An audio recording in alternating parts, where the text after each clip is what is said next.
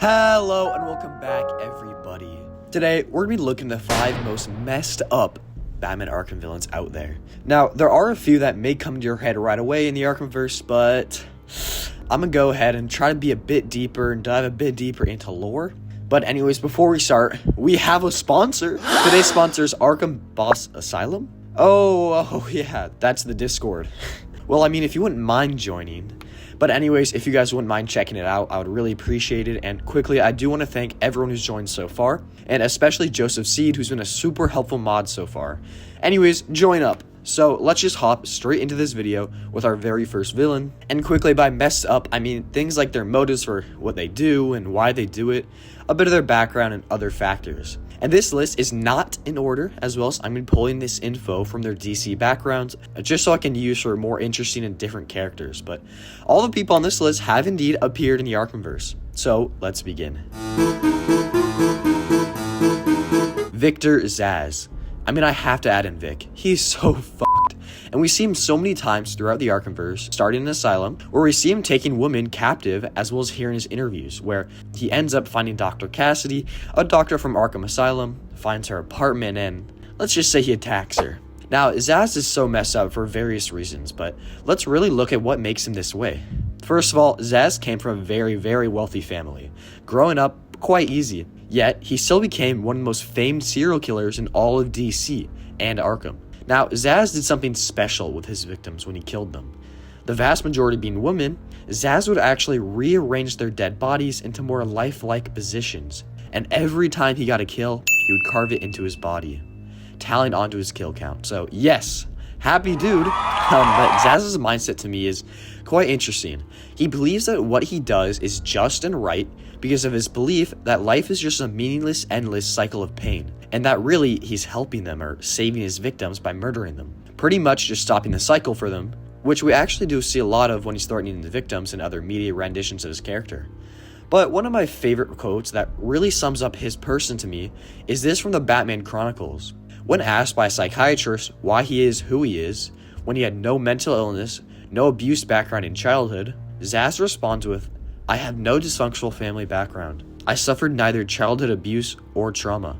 I kill for one reason, and one reason only, doctor, because I choose to." Now, this really does just sum up his character to me, and seeing him and what he does in the Arkham games really did confirm this. Whether we're chasing him down in Arkham City or saving his hostages in Asylum, Zsaz is overall just a super messed up character with little to no chance of saving in Batman's eyes. And just seeing that little glimpse of him at night, it just sent a sense of fear within me, knowing he's out and about in Gotham now with nobody to stop him besides Batman. Yeah, not too promising to say the least.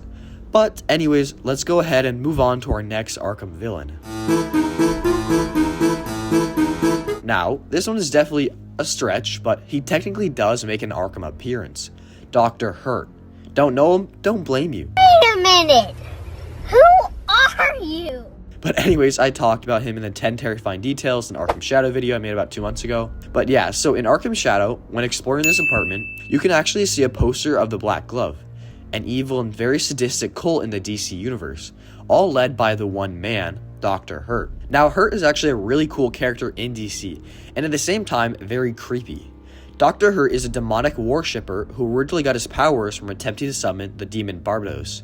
So yeah, not off to a great start, but he even did a little team up with Professor Pig, an equally just as messed up character as Dr. Hurt, making Dollotron replicas of Robin and Nightwing. The Dollotrons are the human-made dolls we see in Arkham Knight and Professor Pig's missions. They're repeatedly he's kidnapped and I believe has done surgery and lobotomy on them to turn them into these zombie-like people that will follow Pig's commands. Man, his side missions were creepy in Knight. But anyways, Hurt runs the cult The Black Glove, a group of extremely wealthy people, and no, this is not the Court of Owls, but they do place bets on the deaths of other people, or Gotham's people, so yeah, very nice. They also perform human sacrifices to our good friend Barbados, the demon that gave Dr. Hurt his powers. In some renditions, not all of them, but the cult is filled with dictators, generals, and other wealthy Gothamites, or even out-of-country people of importance. I would really love to see more on the Black Glove, especially on the screen, because they're just so sick, and I know I keep talking a lot about Knight, but imagine we got a Black Glove mission instead of Deacon Blackfire. Yeah, that would be a lot better in my opinion. But anyways, let me know what you guys think about the Black Glove and Dr. Hurt, but let's go ahead and move on. Okay, now he may not technically be the most messed up character, like gory murder wise, but he does have his moments, and if you've been watching my channel even for a little while, you would know how much I hate on this stupid, perverted, evil little gremlin named Mad Hatter. Hatter in Arkhamverse is just a creep. From drugging Bruce to sexually assaulting his so-called Alice in Origins, he's overall just a messed up little prick. Hatter throughout his time brainwashed many women and thought of them as his Alice's, since he has a deep fascination and love for the Wonderland books. He would use them, and once old Tetch was finished with them, he would just murder them, plain old and simple. And throughout DC, Tetch has done some other messed up things, like kidnapping my boy Lucius Fox and holding him for ransom, as well as a plan to implant his mind-controlled devices in portable tape players, which he gave out to young girls at Dick Grayson's school. I mean, what the hell? In order to sell the young girls to millionaire third-world dictator Generalissimo Lee. I mean, what the fuck? This dude is just the ultimate creep, and somehow every time I talk about him, he just gets worse and worse. But as well as this, I mean, take Arkham Knight, where we see that he's kidnapped police officers and hid them around the city in the trunks of their cars with a bomb attached to them. And so Bruce has to go around saving them alongside all the other shit he's been tasked with that night. As well as this, for example, Mad Hatter in the Gotham show. This version of him was just so annoying, but evidently it means the actor did well, of course, no hate to him. But just seeing the Alice he was controlling in the show gave us a closer connection with her that we don't see in much other media. And seeing her die after seeing a lot of her in the show with her talking to Gordon and everyone else was just sad, and how she died was, let's just say, not all too pleasant. And Jarvis just moved on right after that. But besides that, all of his other renditions usually bring in similar characteristics between his animated versions and the one we see in Arkham. But anyways, I think I've talked enough about this prick, let's move on. I mean, since we're just doing Arkham, I've got to bring this man up. Or should I say this pig up? Yep, it's the Professor, and if you're in the comments and you're like, where's Killer Croc? Don't even get me started. But anyways, Professor Pig, wow, this dude's interesting.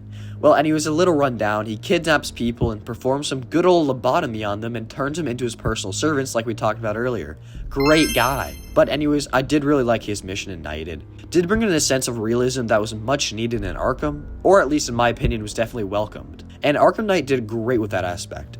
When people say they would want or at least be able to live in Gotham, this kind of just pushed that idea a tad bit further.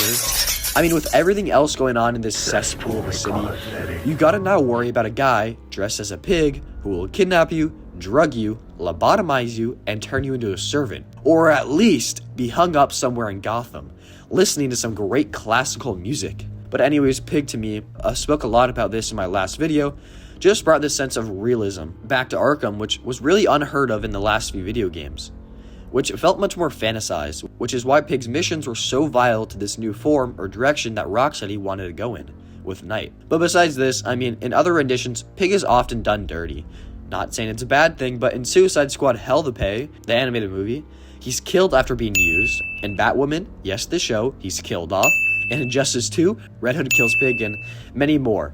Again, definitely deserved. Pig's always just been one of those characters that never brings much to a story more than his initial creepy factors and his storyline that seems to be kind of the same. So hopefully they can do more with him in the future, but at this point, he's just a bit of a henchman type figure. But anyways, I'm done talking about this Pig. Let's move on. Now, trust me when I say this, I did not want to add the Clown Prince of Crime into this video, just because there's so many really interesting and cool messed up Batman characters that are lesser known and do show up in the Arkhamverse. But man, Arkham Joker is just unbelievably f***ed up in comparison to many other Jokers we see in the DC media. I mean, he's poisoned Gotham's blood supply in hospitals, potentially putting tens of thousands sick and dying children and others in harm's way. He's kidnapped and tortured Jason, turning him into an assassin aimed to kill his father because of all the lies he was told, and the torture that was senselessly beat into him throughout his time with Joker in that abandoned left wing of Arkham. And what he did to Barbara Gordon, aka Batgirl, is chilling and just so horrible. So yeah, after remembering all of that, I felt compelled to add him into this list of messed up characters. And not even just Arkham have we seen Joker be unbelievably messed up. I mean, the guy's blown up schools with kids inside, hospitals, tortured and killed thousands. I mean, he's just a horrible guy. And another thing I wanted to bring up is what he did to Jim Gordon in The Killing Joke. Making him watch what Joker did to Barbara, all of the pictures, it's just blatantly horrible and extremely messed up. And something that we really don't see much of in live action renditions of the Joker. Maybe we might see some similar stuff with Matt Reeves' Batman, but at the same time, we aren't going to be seeing much of this universe for a while. Oh my god, bro. But anyways, don't get me started on what's going on with all that shit. It's just annoying. But back to Joker, like I said a second ago, he's a character that a lot wouldn't put into this list, just because they haven't seen enough of the horrible things he's done outside of the more mainstream blockbusters and animated shows. Things like The Killing Joke and the Arkham games really do tap into a more evil Joker who shows us just who he is and who his character is truly meant to be. He's such a deep character that a lot don't see enough as, and there's so many moments and decisions that he makes that give him a chance to be a better person, to turn back into who he was, or could have been in like The Killing Joke. Let me help you.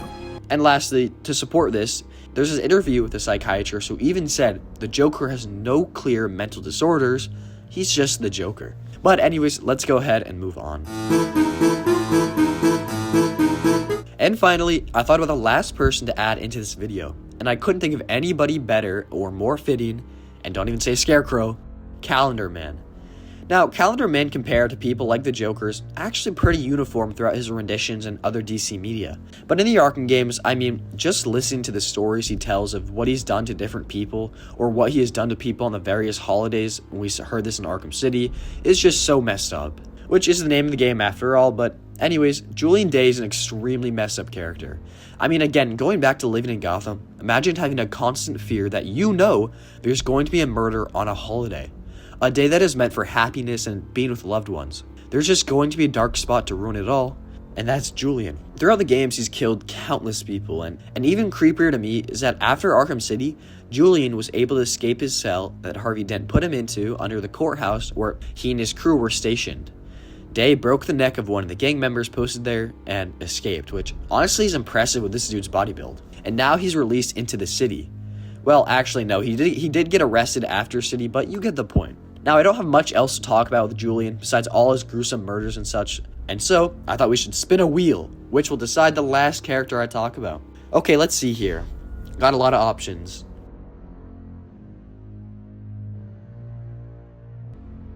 Condiment King. Wow, okay. Well, though he doesn't appear in the Arkham games, the Polly's Diner scene in Arkham Knight actually has some condiments on the diner's table, so yeah, that counts and is a clear, very obvious Easter egg that Roxy put in for Condiment King. I think we can all tell that.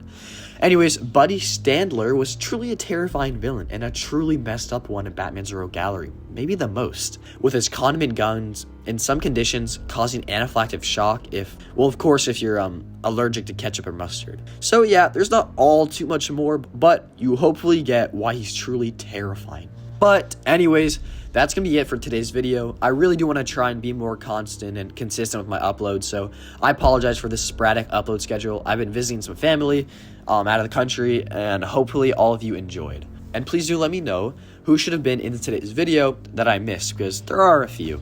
And let me know what you guys want to see in the future of this channel. I also do want to say Happy New Year's to everybody, though this video will come out a bit later. And lastly, just join the Discord. I'll be much appreciated. Again, shout out to my awesome mod, Joseph C, helping me out with getting it up and running for the first time. But anyways, thanks for watching. Stay safe. Happy New Year's. And goodbye.